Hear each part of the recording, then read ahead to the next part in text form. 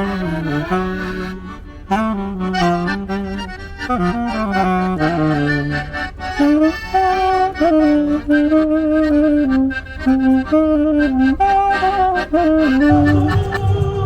from a sunny Sunday in Chernivtsi. The street's quite busy today, the main street. I can show you now. There's some live music.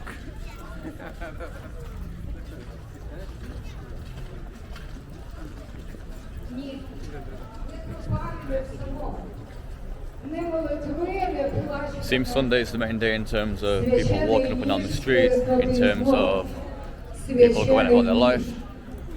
And yeah, there's tons of people.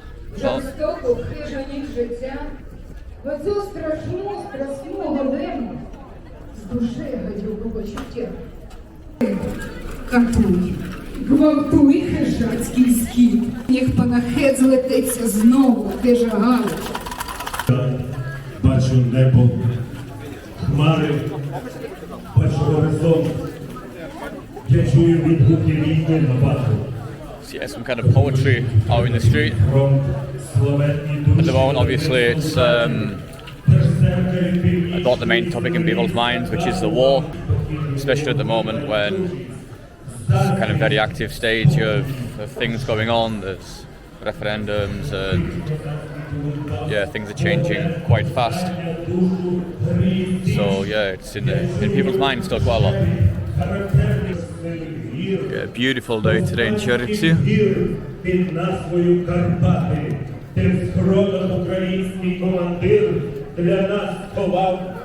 So 19 degrees, sunny. First nice day since we came to Ukraine actually, apart from one day in Kharkiv. It's been pretty miserable weather until now. Let's see.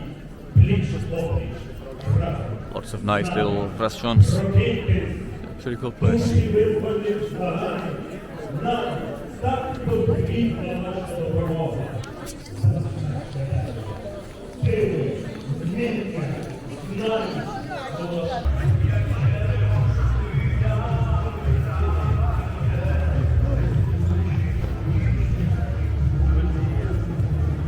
Italian here.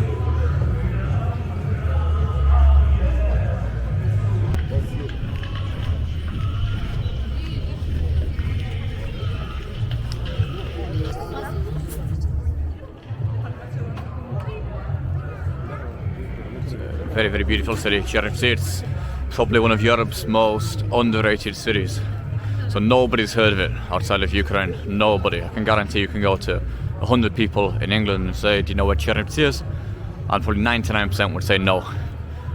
Even though it's probably, arguably, just as beautiful as the likes of Vienna, maybe Prague, Lviv, Krakow. Very beautiful city. But yeah, pretty unheard of, which is also a charm. It means it's pretty undiscovered. Not many people come in here, not many tourists, especially not because of the war at the moment.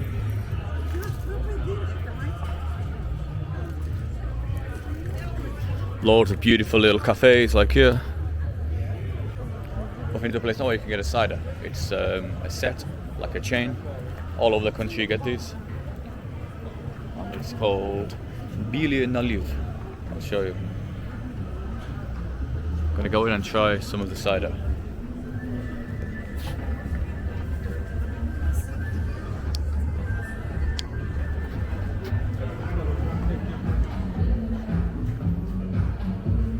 Добрый день.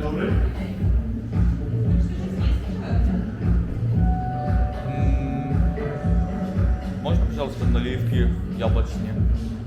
Один. Так. Got a Ukrainian kind of specialty. It's a apple kind of schnapps, like a spirit, although it's served like it's wine, even though it's a good 20%, I'd say. So yeah, I'll give it a go.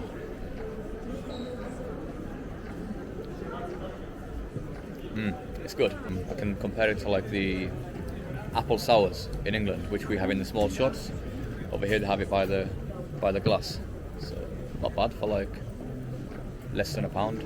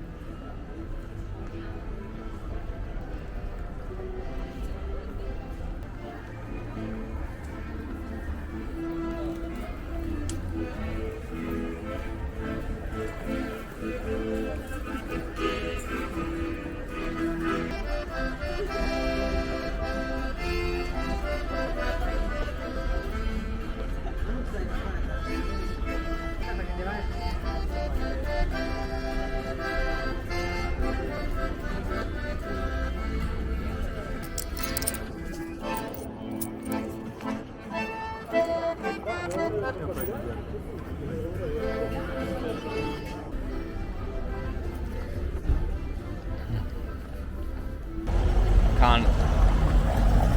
emphasize how much I'd definitely recommend coming here. It's such a hidden gem.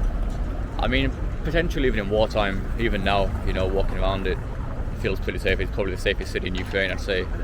There's a good chance you can come here, even at the moment. And if it's for like a weekend, there's a very, very, very small chance that anything bad's going to happen in terms of the kind of military activity in the country, in terms of the war, in terms of the invasion. Living here is a bit of a different story, so you're going to see it out. If you're going to see it out here till the dire end, it's still not obvious what that's going to be. But I'm pretty sure even now for like a weekend, it's a very safe place to walk around the streets as a civilian.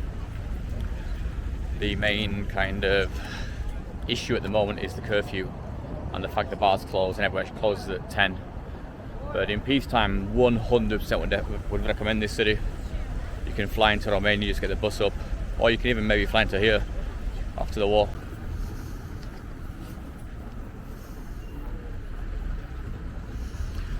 This is the cinema of Chernivtsi, Kino Palace it's called.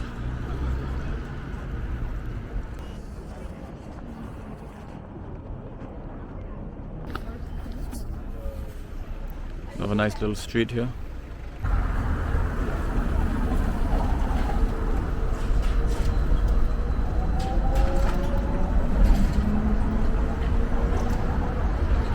It's kind of a Romanian style building, it seems.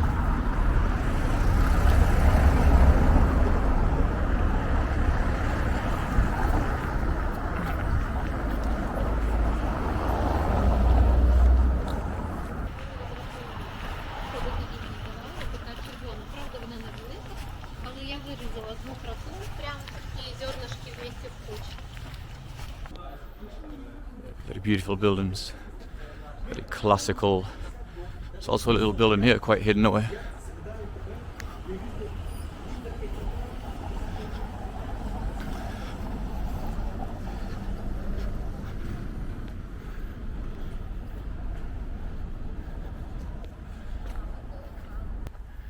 This is the theatre, I believe. Let's see what's down here behind it. Very nice.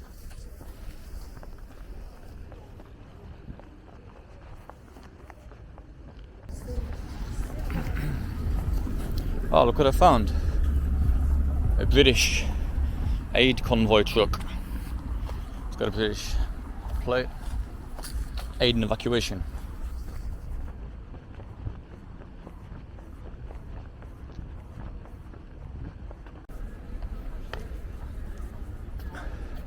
One of the main, well, not the main squares, but a square. Theatre square. This is the theatre at the end.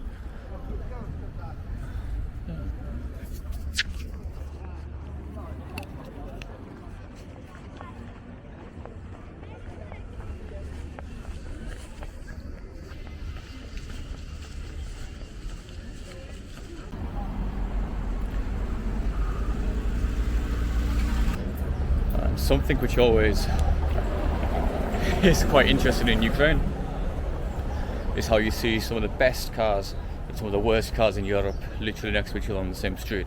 For example, in Kharkiv, where we lived, you'll see like an unproportionate amount of supercars. So even more than in, for example, I lived in Norway, and in Norway everyone's kind of middle class and everyone's got middle class cars, and it doesn't really matter if you're at the top or the bottom of society, you still have kind of a middle class, I don't know, Skoda or Volvo, and they don't really like to show off their socio-economic status with their cars.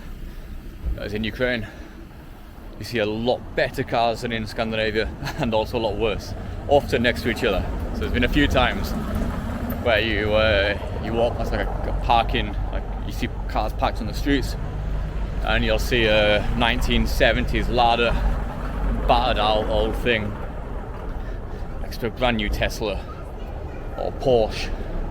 It's pretty common in Ukraine. Some free water here. I wouldn't normally drink it, but I thought for the sake of the video I'll try a bit and give you a water review. So let's see how it is. So guys, this is the Dining with Brittany official public water review. I might start a blog just trying water from these fountains in different cities and rating it. So let's give it a go.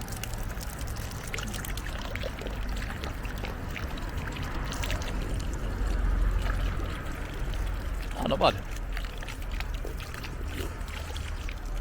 A bit chlorinated.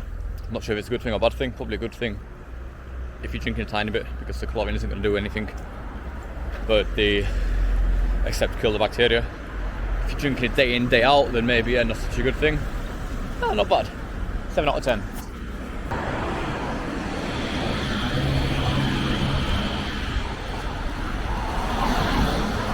Signals.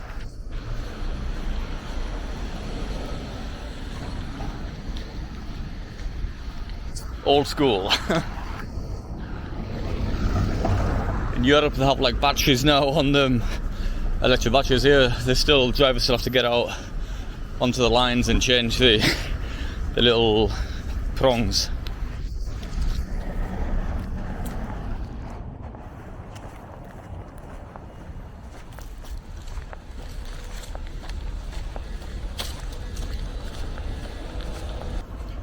No messing about in this part of the world. Straight up onto the electrical lines. They have ladders on the back of the buses as well. Sometimes they climb up the ladders and literally the head's almost touching the power lines above. Yeah. This is an example. A ladder here next to a pretty nice car. Not a supercar, of course, but power cable situation is a bit chaotic in Chernivtsi, it seems. Also, a lot of these cars, camouflage cars, going to the front line.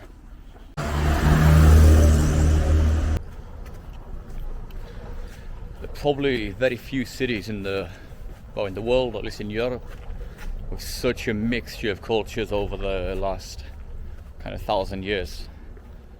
So it's been in the hands of the Germans, the Austrians, the Hungarians, the Jews, the Soviets, the Ukrainians now, the Romanians, let's not forget, probably even more, probably the Cossacks and kind of Carpathian people.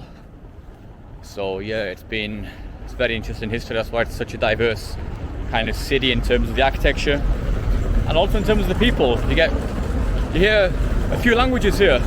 It's not all one language, so you do hear a few different languages, mainly Ukrainian these days, of course. But yeah, it's a pretty diverse city by European standards. There's something down here. This street's pretty abandoned, but still very beautiful.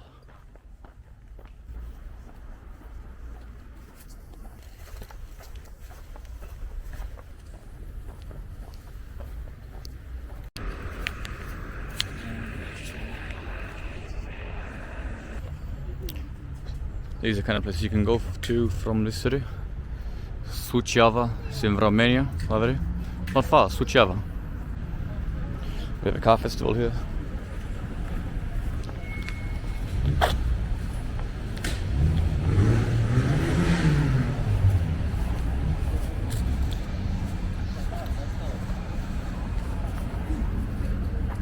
Pretty cool car. Got an old car here, not sure which one it is. Opel.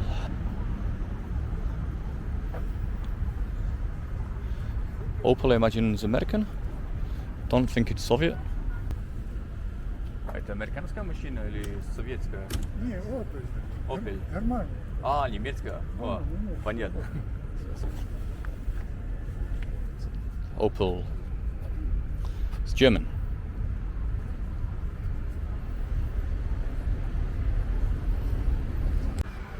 So I was saying yesterday, guys, in Ukraine, people don't normally have gardens, they live in flats, which is why parks are normally much more than just our kind of parks where you go around, play bowls and let your dog shit. I don't know. Parks here are like a kind of cultural centre, there's everything, even theatres sometimes. And yeah, most of them have theme parks inside them. The theme parks are normally free to get in, and then you just pay per ride. Don't know how much the rides are exactly each. So I don't know if it says here how much it is. It doesn't say, it's just the rules. In terms of how much it actually is, I don't know. But I don't know if it's awfully safe, to be honest. It's strapped in by literally a little car seat belt, not even that. I can see here the kassa. It says here how much they are. Let's have a look.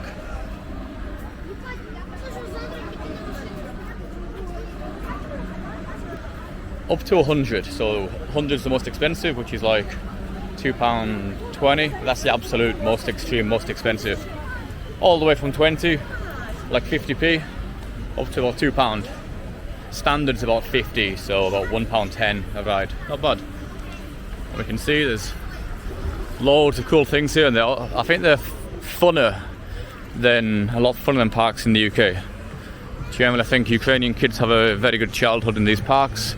They're a bit dangerous, of course, but you know, that's what childhood's all about, a bit of danger. Well, to a certain extent, of course. And we can see now this roller coaster is crazy. It looks like it's about 30 years old. It squeaks as well, like it needs oiling. Look at this, it's crazy.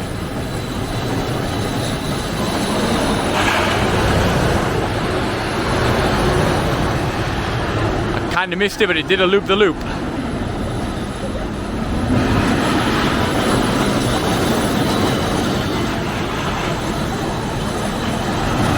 It did a full loop-the-loop. And we'll see now as it comes in what it looks like. The look on their faces to have survived. Yeah, they look pretty happy to have survived.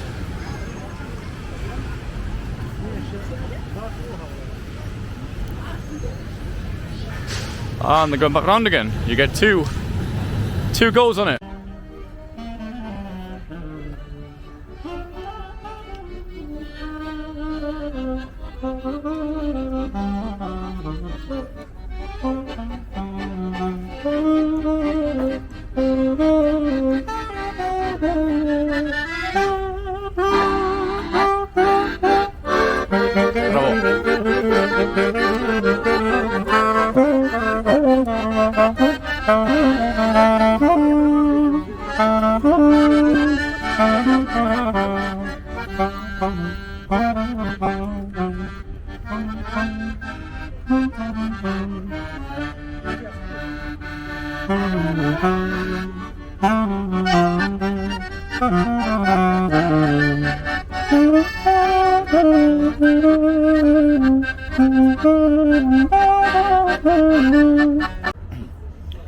Found guys what I think is the cheapest pub in Chernivtsi. It works out like 60p a pint, although the pints empty.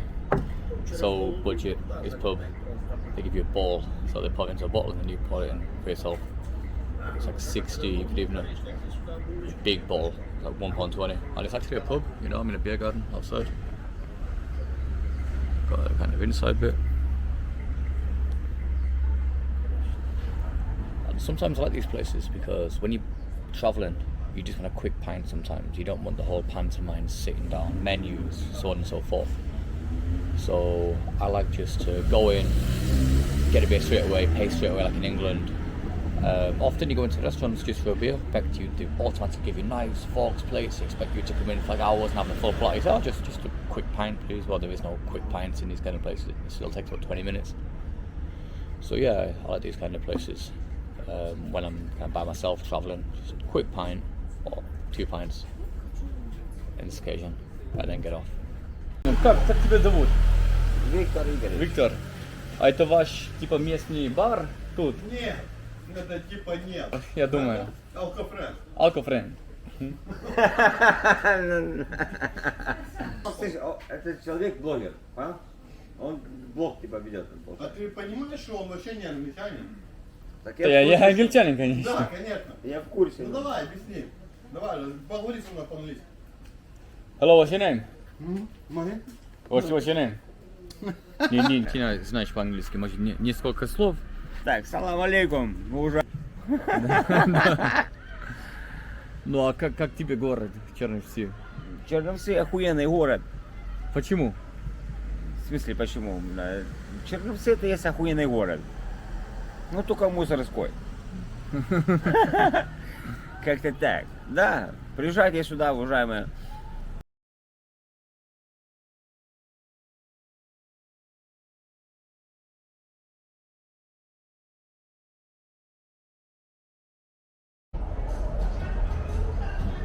Very good song. It's kind of an anthem of Ukraine this year.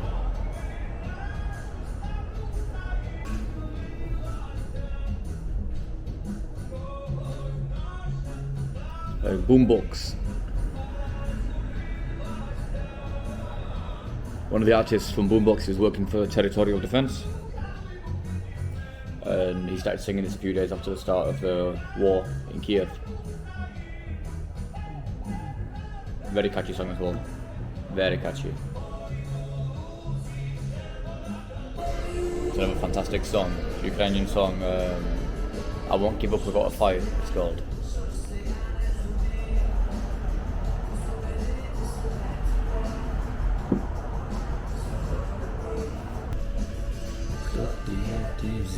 Моє життя і не віддала, хто ти є, ти випала мою кров і п'яною впала.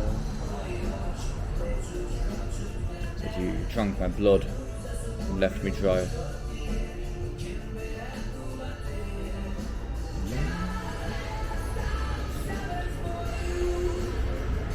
Actually, I Won't Give Up Without a Fight, it's called the song. Very fitting at the moment. Another kind of iconic song at the moment.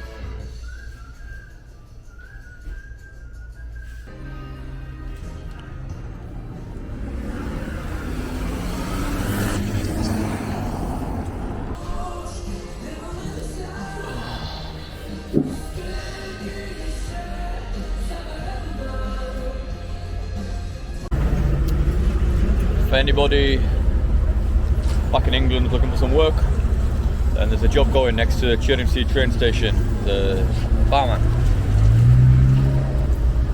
We're looking for somebody to work as a barman,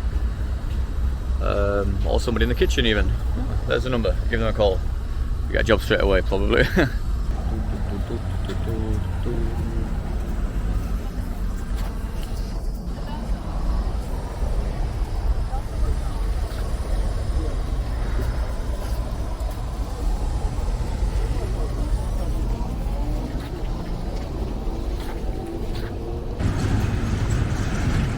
Got a tram here. It's called the very first tram of Chernivtsi, 1897. Very, very old.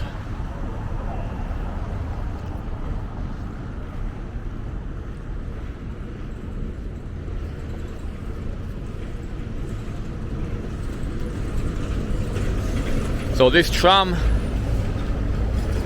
was made in the Austrian-Hungarian Empire, and even up here we can see it's even though it's in Ukrainian letters, the destination on the top of the tram is Volkergarten, which is obviously in German. Runs from Prut to Volkergarten. Garten is obviously garden. Volken maybe like folks, like the folks garden, I don't know.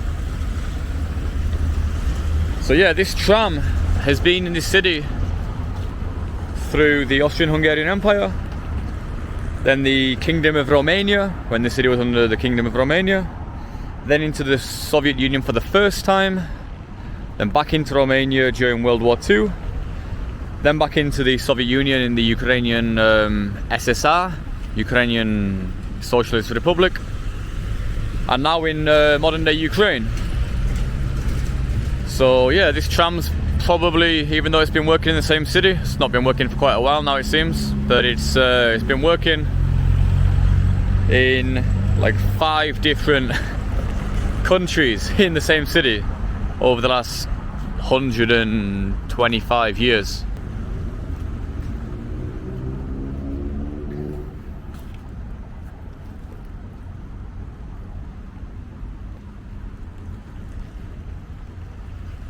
Now there's no trams in Chernivtsi, it seems. In Kharkiv there's lots of trams still going, which actually look pretty similar to this one, quite old school. But yeah, they don't run anymore in Chernivtsi. Then just behind us we've got the station over there.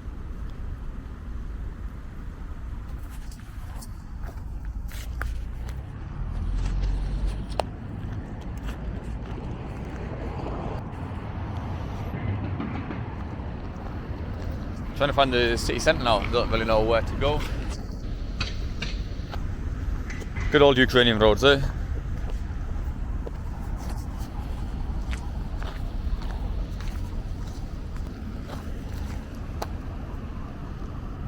How to get to the centre.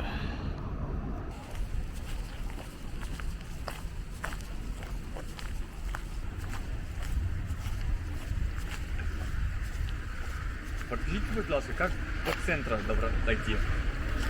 В университет. Университет? Ну да. Поднимайся вверх, там будет подъем. Так. Да. И потом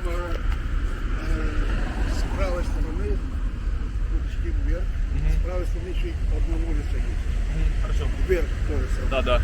И как раз пол университета гараж. Хорошо, найду. Убирайся. Там налево и направо якраз университет. Большой это. Найду, дякую.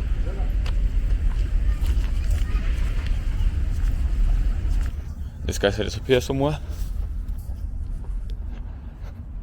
Don't have too much hope. It looks like it's a dead end, but hopefully we'll find something.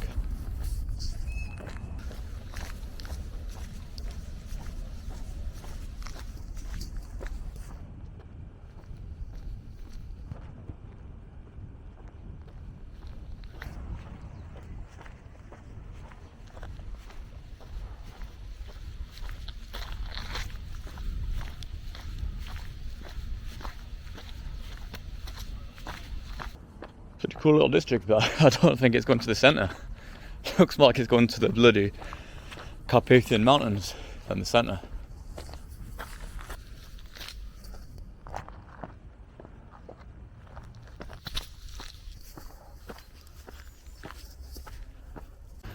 So you got to be lost, guys. Don't really know where I'm going. Trying to find the centre. At the minute I've just found this bloody little country path. Maybe up here somewhere. So finally found the university. It's one of the most beautiful universities I'd say in Europe. It's an old Austrian-Hungarian building. Yeah, very, very beautiful university.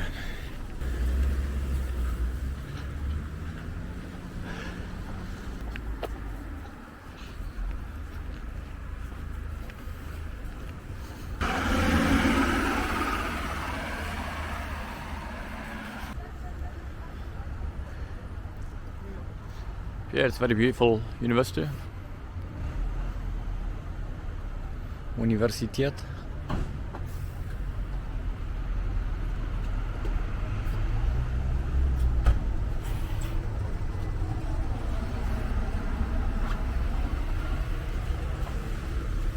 Some information here about the university. So it's called the Yuri Fedkovich National University. It's one of the oldest classical universities in Ukraine. It was built between 1864 and 1862.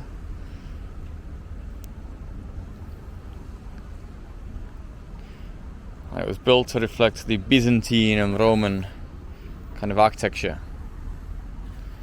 And actually in 2011 it became a World Heritage Site.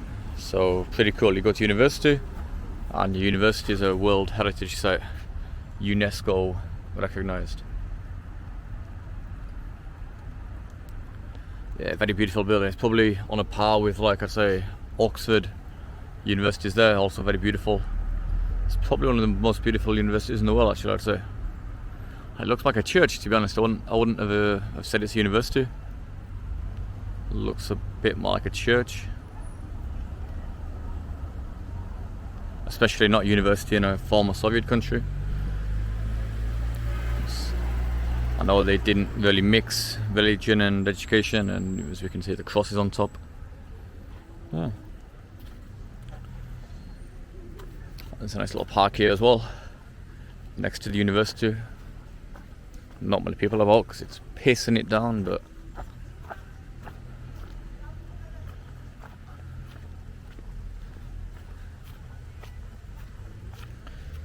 yeah. Nice little coffee shop over there. You can get a coffee, you can chill out in the park when it's not pissing it down, of course.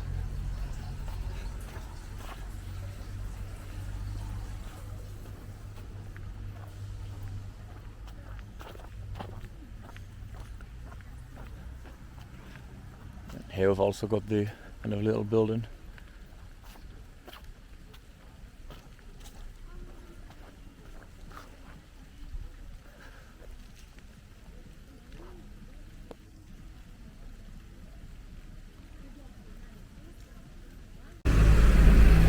Pretty beautiful little cafe here on the corner. Nice old building.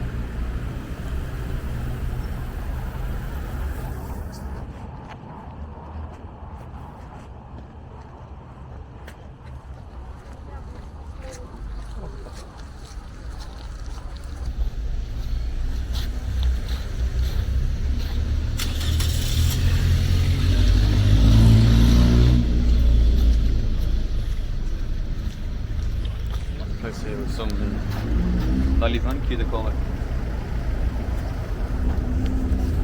I have to try one. It's a local speciality. Give it a go.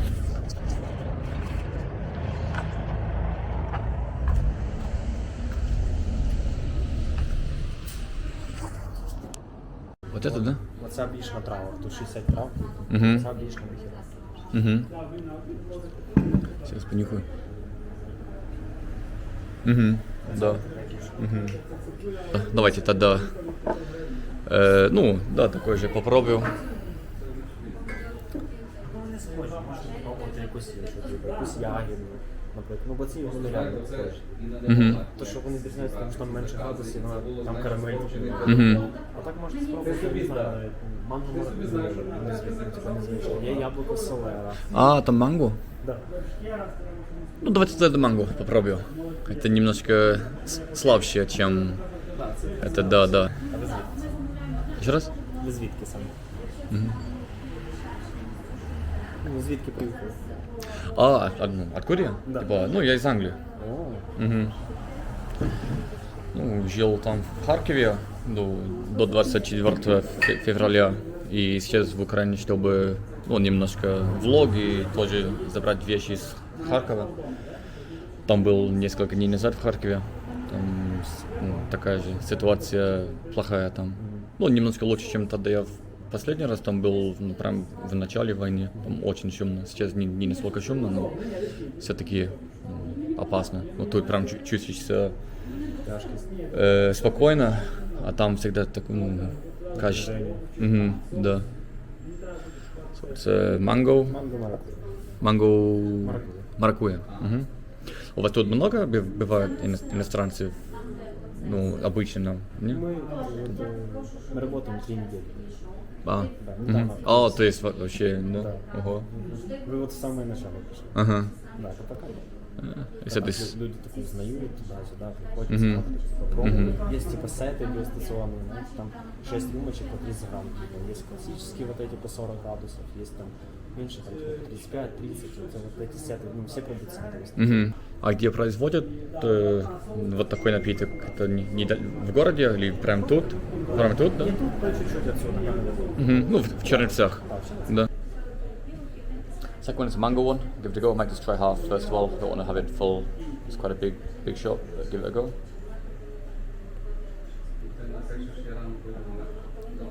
That's good. It's like 30%, but it doesn't taste like it's 30%. It tastes more like it's kind of like a wine. А там не слышно, что 30 градусов. Это как вино. Не слышно прям, что Ну там настолько крепко. У нас, типа, у нас называется ротация. Мгм. Она больше густая. Мгм. И больше времени настаивается. Мгм. Потом это все цедится, Мгм. длинный процесс цедения, вот это. Да-да.